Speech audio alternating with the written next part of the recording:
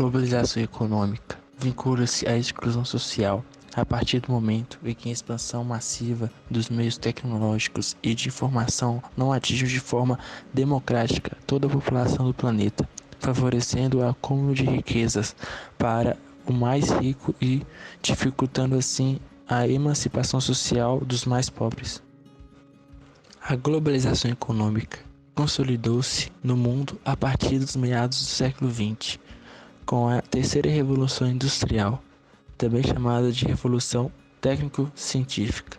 Entretanto, o surgimento está vinculado ao período das grandes navegações europeias, no final do século XV e no início do século XVI. Durante esse período, intensificou-se o processo de colonização. Desse modo, as nações colonizadoras impuseram sobre os povos colonizados suas culturas e seu ar de ver o mundo. Além disso, esses países foram responsáveis pela exploração maciça das riquezas naturais e sociais daquilo que viria a ser mais tarde chamado de mundo subdesenvolvido. Como produto, emergiu-se a exclusão social, predominantemente nos países mais pobres. A globalização, nos moldes atuais, é comandada pelas grandes multinacionais e pelo neoliberalismo. Assim, grandes corporações se instalam em muitos países subdesenvolvidos em busca de matéria-prima abundante e mão de obra barata. Essa mão de obra barata não encontra alternativas a não ser a de sujeitar e receber baixos salários, o que, em termos gerais, acaba configurando a origem de miséria em todo o mundo. A globalização é o processo de aproximação entre divisas e sociedades e nações existentes por todo o mundo, seja no âmbito econômico, social, cultural ou político. Ou seja, uma maneira bem simplificada, a globalização é como se fosse encolhimento do planeta. O avanço da tecnologia é uma das grandes causadoras dessa globalização no planeta. E com esse avanço, pessoas se comunicam de forma rápida, simples e sem muito gastos. Porém, não são todas as pessoas, muito menos todas as civilizações que têm acesso a essa tecnologia.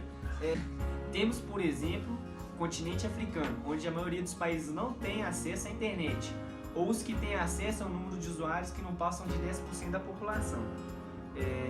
O país que possui o menor número de usuários é o Eritreia, número que em pesquisa realiza em 2017 não passava de 2%. A África é hoje um continente pouco urbanizado.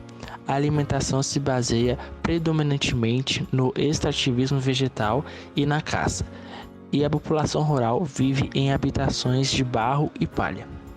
Conservam tradições primitivas, e embora islamismo, catolicismo, protestantismo estejam presentes entre a população, o espírito de milhões de africanos é fortemente guiado pelo animismo. Todos os países possuem graves problemas sociais básicos, como alimentação, saúde, moradia e educação. A maioria sem perspectiva de solução a curto e médio prazo. O que a globalização tem a ver com o continente africano?